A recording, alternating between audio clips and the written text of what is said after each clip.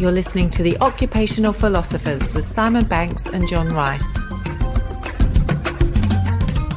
Hello and welcome to another episode of the Occupational Philosophers, a not-so-serious business podcast which mashes up curiosity, creativity, imagination with a little bit of philosophy thrown in. This is a short, sharp in-betweener episode to whet the appetite for some of our longer guest episodes. And as always, I'm joined by my co-host, Simon. Hello, Simon. You've got a mischievous look on your face this week. Yeah, I do. I just noticed. I looked at my reflection. I thought, looks like I've done something wrong. Well, I haven't done anything wrong. Not that I'm going to own up to anyway, John. But look, I've been thinking, and you have a show in the UK from memory when I lived there. It's called The Archers, and it's on maybe Radio 4, like a radio play. It is, yeah. Am I right? Yeah, Radio 4. I'm aware of its existence. I haven't actually been a fan or listened to it at all, really. But yeah, occasionally it pops on.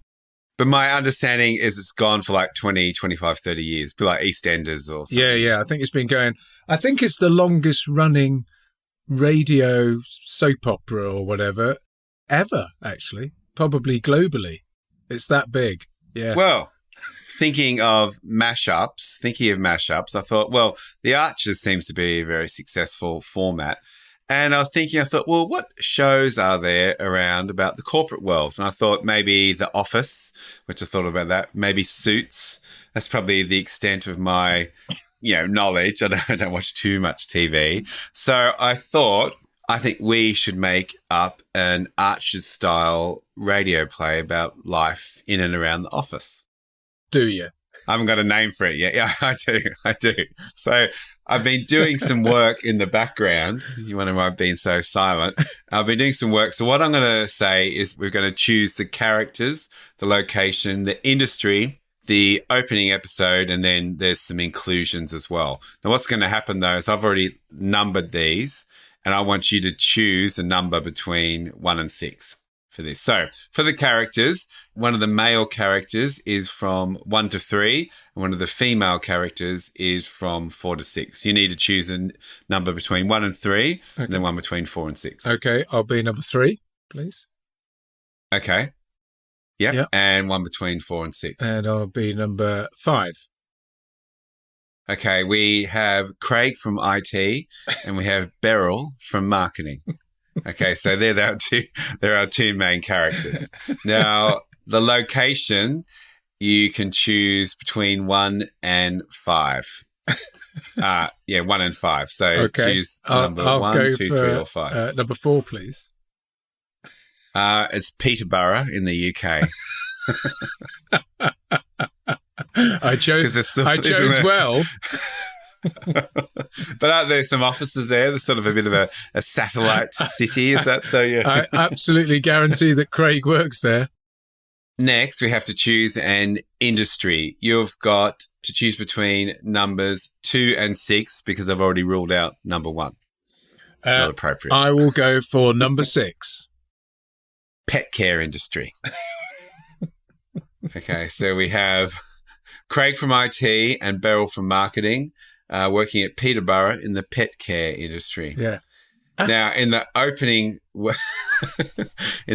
episode, you can choose between a theme of 1 to 6. 2. Lunch is taken off someone's desk. And we have to have some inclusions, and you can choose between 1 and 5. 3. Leaking pen. Okay, so for the start of our show, which is yet to be named, our key characters, Craig from IT, Beryl from marketing, they work in Peterborough in the pet care industry. Lunch is being taken off someone's desk, and it also involves, in some way, a leaking pen. So here's my thoughts, John. We're going to press pause now.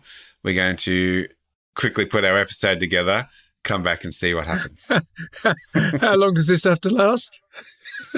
I don't know, just a minute or two. Really short story. Good, sharp, snappy. It will certainly be short.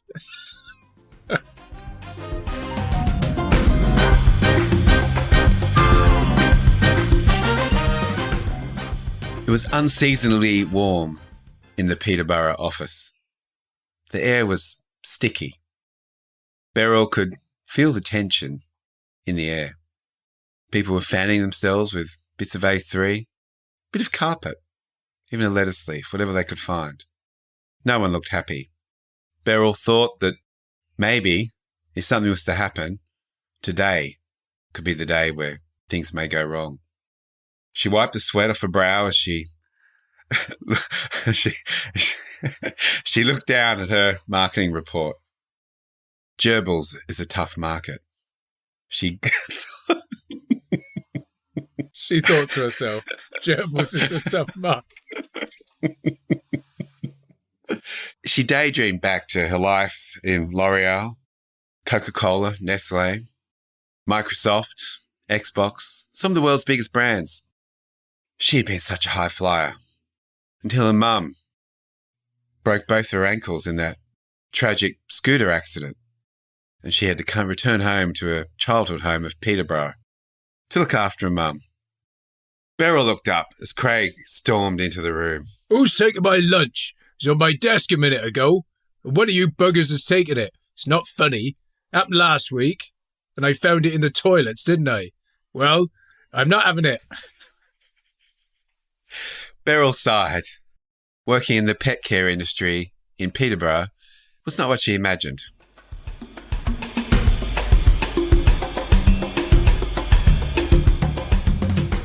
Tune in next time to listen to the new podcast play, The Parkers, as we ask, where is that leaking pen? How do you market pet care for gerbils? What is Craig, a Cornish fisherman, doing in Peterborough? And what the hell are we doing? In the meantime, stay curious, make stuff, have fun, play more, and date life.